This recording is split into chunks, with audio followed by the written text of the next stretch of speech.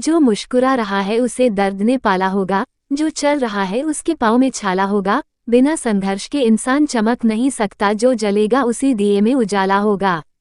संघर्ष, क्यों बचे संघर्ष से? संघर्ष ही तो जीवन की आत्मा है। जितना कठिन संघर्ष होगा उतनी ही शानदार जीत होगी। एक बार एक किसान भगवान से बहुत ही नाराज हो गया। किसान बहुत मेहनती था, बहुत मेहनत से वह खेतों में अनाज उगाता, उसकी देखभाल करता, पर अक्सर उसकी फसल खराब हो जाती। कभी सूखा पड़ जाता, कभी बाढ़ आ जाती, कभी तेज धूप, कभी आंधी, कोई न कोई कारण बन ही जाता कि उसकी फसल खराब हो जाती। एक दिन वो किसान गुस्से में आसमान की ओर देखकर भगवान से कहा, हे ईश्वर, आपको लोग सर्वज्ञता मानते हैं कि आप सब जानते हैं, कहते हैं कि आपके इच्छा के बिना एक भी पत्ता नहीं हिलता, पर मुझे तो लगता है कि आप छोटी सी छोटी बात भी नहीं जानते। आपको तो ये भी नहीं पता कि खेती बाड़ी कैसे करते हैं। अगर आप जानते होते तो हर समय जो बाढ़, आंधी और तूफान आते हैं वो कभी नहीं आते। आप नहीं जानते कि कितना नुकसान उठाना पड़ता है हम किसानों को। यदि आप मेरे हाथ में ये शक्ति दे कि जैसा मैं चाहूँ वैसा मैं मौश कर दूं, फिर आप देखना मैं अन्य के भंडार लगा दूंगा। भगवान इस किसान के तीखे वाक्य सुनकर मुस्कुरा रहे थे और वह किसान के सामने प्रकट होकर बोले, मैं आज से तुझे ये शक्ति देता हूँ कि तुम अपनी खेतों पर तुम्हारी जैसी इच्छा ही तुम वैसा मौश कर दोगे। मैं बिल्कुल भी दखल नहीं दूंगा, तुम्हारी इच्छा से सब कुछ होगा। किसान बहुत खुश हो गया। किसान ने गेहूं की फसल अपनी खेतों में बोई।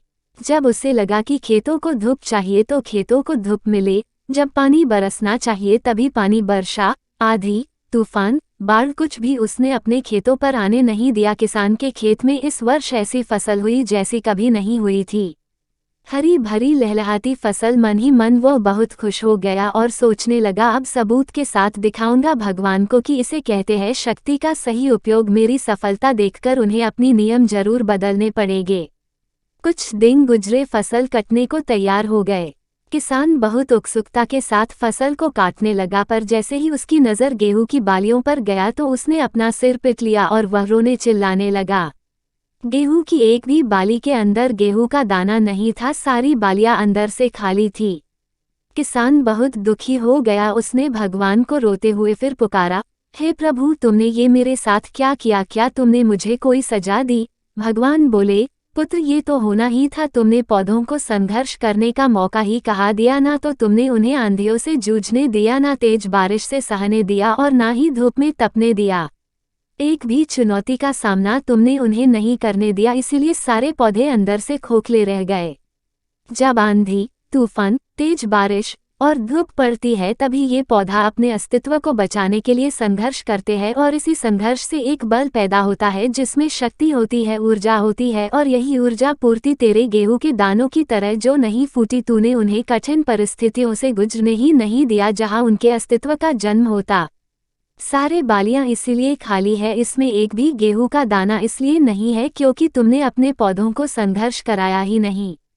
याद रखिए, स्वर्ण में सवर्णीय आभात तभी आती है जब वो आग में तपने, गलने और हथौड़े से पीटने जैसे संघर्षों से गुजरता है। कोयले का टुकड़ा हीरा तभी बनता है जब वो उच्च दाब और उच्च ताप की मुश्किल परिस्थितियों से गुजरता है। इसी तरह यदि हमारी जिंदगी में कोई संघर्ष ही ना हो, कोई चुनौती ही ना हो, तो हम भी गेहूं की बालियों की तरह खोखले रह जाएंगे, कोई अस्तित्व नहीं होगा हमारा। विपरीत परिस्थितियाँ, चुनौतियाँ, समस्याएं हमें और अधिक निखारती है। यदि जीवन में कठिन परिस्थितियाँ और चुनौतियाँ आए तो घबराना मत, बल्कि सामना करना। विश्वास करना कि आप और अधिक निखर जाओगे और अधिक मजबूत बन जाओगे।